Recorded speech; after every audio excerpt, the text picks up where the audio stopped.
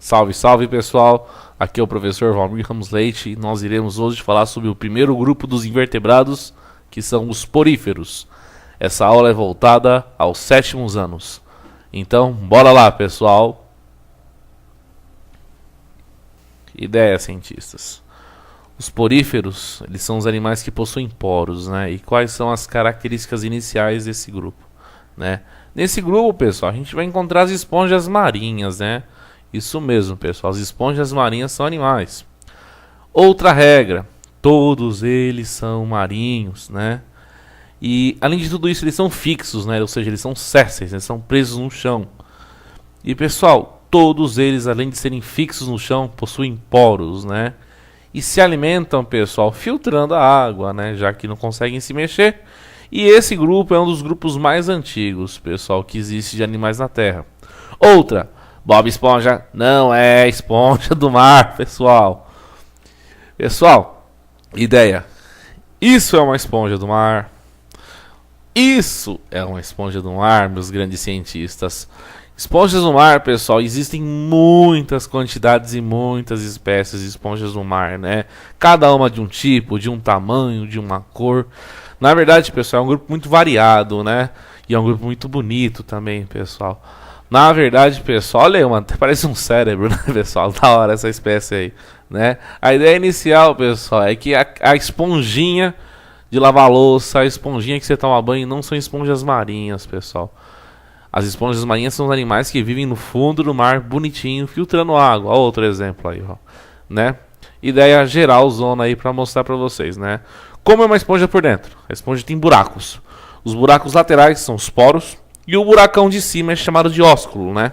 Além desses dois tipos de buracos, a esponja vai ter um pedreiro dentro dela, pessoal, que é chamado de amebosta. Ele que constrói ela. E o esqueletinho, pessoal, da esponja vai ser a espícula. E dentro da esponja, pessoal, ela vai ter um motor que puxa água para dentro, que é o coanócito. Esse é o motor dela. Ideia. Aqui é uma outra imagem que mostra com mais detalhe o motor interno. Lembrando sempre, pessoal, as esponjas são filtradoras. Então ela vai ter que ter um motor, tipo um ventilador, que vai sugar água para dentro, né? Dá uma olhada no detalhe, pessoal. O coanócito destacado nessa imagem que eu aumentei para vocês aí. Regra básica, pessoal. Como uma esponja se alimenta? Elas são sésseis, pessoal. Você nunca vai ver uma esponja caçando o bicho por aí, né? Que é bem complicado. O único jeito de um bicho que é grudado no chão se alimentar no meio do mar é filtrar. Ou seja, pessoal, ela vai sugar a água e filtrar o que tem nela. Para fazer isso, ela vai usar os motores, pessoal, que é o coanócito. Outra, a água vai entrar pelos buracos laterais da esponja, vai ser filtrada e depois vai sair pelo buracão de cima, pessoal. Outra, os micro-organismos, pessoal, que ficam na água são pegos pela esponja. Aqui é um esquema grosseirão que eu fiz aqui para vocês, cientistas, estarem vendo, né? Aqui é uma esponja cortada no meio, né? A água que está ao redor e em cima da esponja vai entrar pela lateral. Olha o detalhamento, pessoal. É muito importante focar nessa imagem das setas azuis, porque mostra como o sistema de água entra lateralmente na esponja, né? Lembrando sempre, a esponja vai ter motores que vão bombear a água para dentro, né? E essa água, à medida que vai entrando, na esponja, os micro-organismos que estão lá acabam sendo pegos pela esponja e servem de alimento para ela, né? Detalhe importante, né? Uma piada indireta aqui, né? Se o Bob Esponja fosse real, ele comeria o plâncton, que é um protozoário, né? Porque ele estaria na água lá, né? E aí, pessoal, à medida que os motores da esponja vão sugando a água, automaticamente, meus grandes parceiros, a água vai entrando e sendo filtrada, né? Cientistas, é bem simples. Foco aí na ideia, né? A ideia é que você entenda esse processo, a água entrando pela lateral. Depois que a água entra pela lateral da esponja, pessoal, que ela foi filtrada, essa água, pessoal, agora vai ter que sair, né? Ela vai entrando, saindo. Entra pelos poros, sai pelo ósculo. Entra pelos poros na lateral e sai pelo ósculo por cima. Repara bem na imagem. A água que entrou lateralmente vai sair por cima aí, né?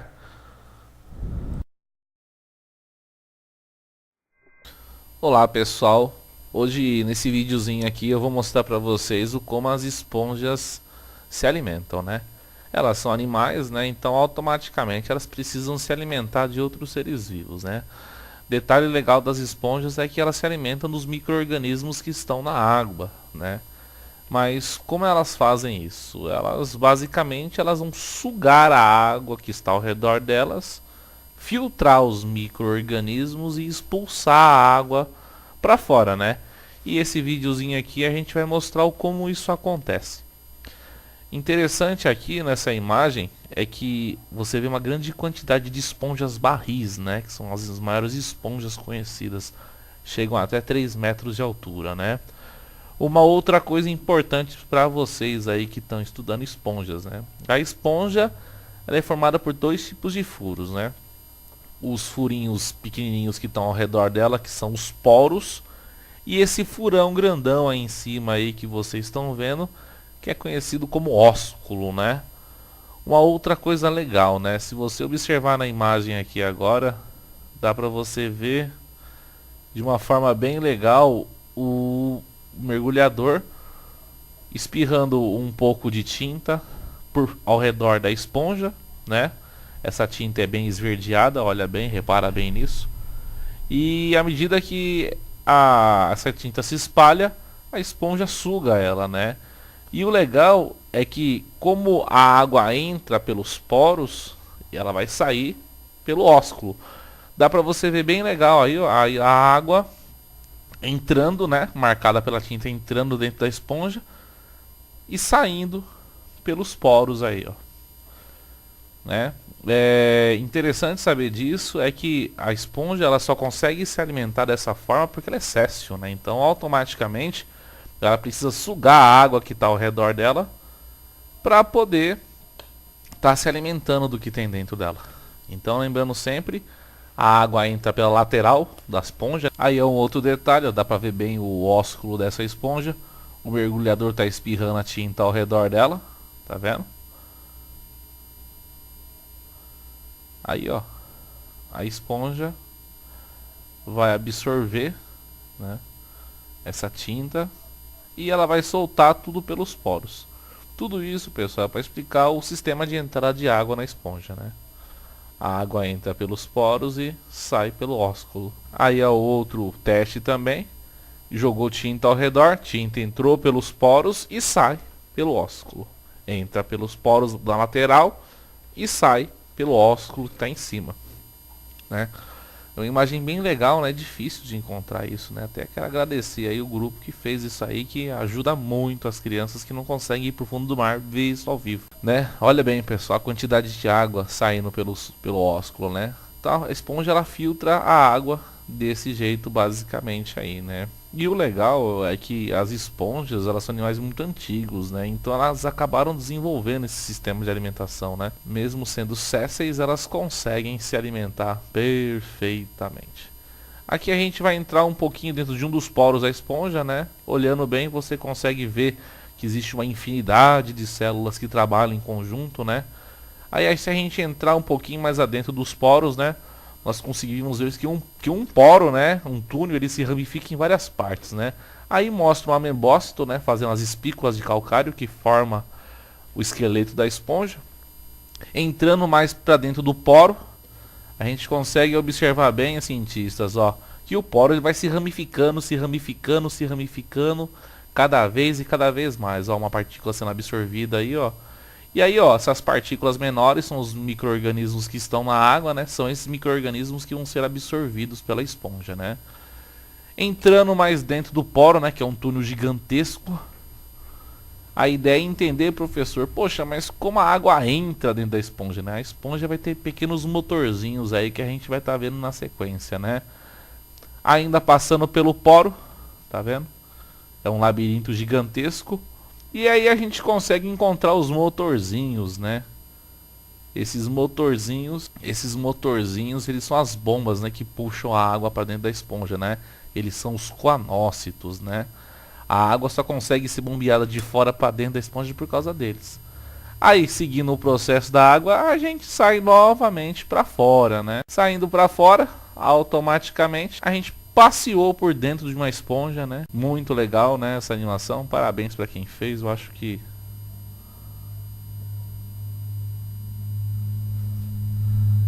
totalmente plausível e bem feita, né? E é assim que funciona uma esponja, pessoal. Espero que vocês tenham gostado. Espero ter ajudado também. Então, meus cientistas, como uma esponja se reproduz, né? De duas formas, né? Básicas. Primeira é assexuada, né? A esponja, é incrível que pareça, ela consegue se reproduzir sozinha, né? Sem precisar de parceira. E de forma sexuada também, né? Na qual ela precisa de um espermatozoide de um óvulo para ser formada aí, né? Aqui é um esquema mostrando a forma assexuada, o brotamento, na qual, pessoal, um pedacinho da esponja surge do lado dela. Esse pedacinho ao longo do tempo começa a se desenvolver, começa a crescer como se fosse um brotinho de uma árvore, pessoal. Imagina o galho de uma árvore.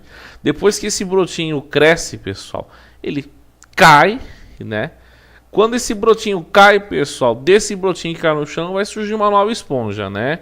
E essa esponjinha vai crescer e aí no final das contas eu vou ter duas esponjas aí. Isso acontece direto, pessoal. A outra é sexuada, né? Na qual, pessoal, uma esponja libera feromônios na água. Quando esses feromônios são lançados na água, os meus cientistas, eles ficam lançados na água, ela lança pelo ósculo. Como se tiver alguma outra esponja perto dela, essa esponja vai sugar esse feromônio. Quando essa esponja sugar esse feromônio, mostrando na imagem aí, cientista, ela vai saber que tem uma outra esponja perto. O que ela vai fazer? Ela vai produzir espermatozoides. Aqui na animação eu fiz um só. Ela vai lançar esses espermatozoides pelo ósculo. Quando ela lança esses espermatozoides pelo ósculo, meus cientistas, esse espermatozoide vai entrar pelos poros da outra esponja que lançou o feromônio. Lá dentro, meus grandes parceiros, ele vai se unir com o óvulo que já está lá, né? Quando ele se junta lá, ele vai formar um pequeno zigoto, né? E essa celulinha, pessoal, que é o zigoto, vai ser expulsa pelo ósculo como se fosse a água normal. Quando essa larva é expulsa, ela vai se desenvolver, pessoal, e vai evoluir. Ela vai virar uma larva ciliada, pessoal. Tem mais ou menos o tamanho aí de um grão de ervilha, né? E vai ser essa larva ciliada, meus grandes parceiros, que quando cair no chão vai virar uma nova esponja, né? O legal, pessoal, desse tipo de reprodução é que geram aquela diferenciação sexual, né? Aquela esponja diferente, né? É assim, pessoal. Muito obrigado, pessoal. Espero que tenham gostado e espero também, pessoal, que tenham entendido, né? Lembrando sempre que as esponjas são seres maravilhosos, pessoal. E essa aula é feita também para mostrar isso aí. Muito obrigado, pessoal. Se cuidem.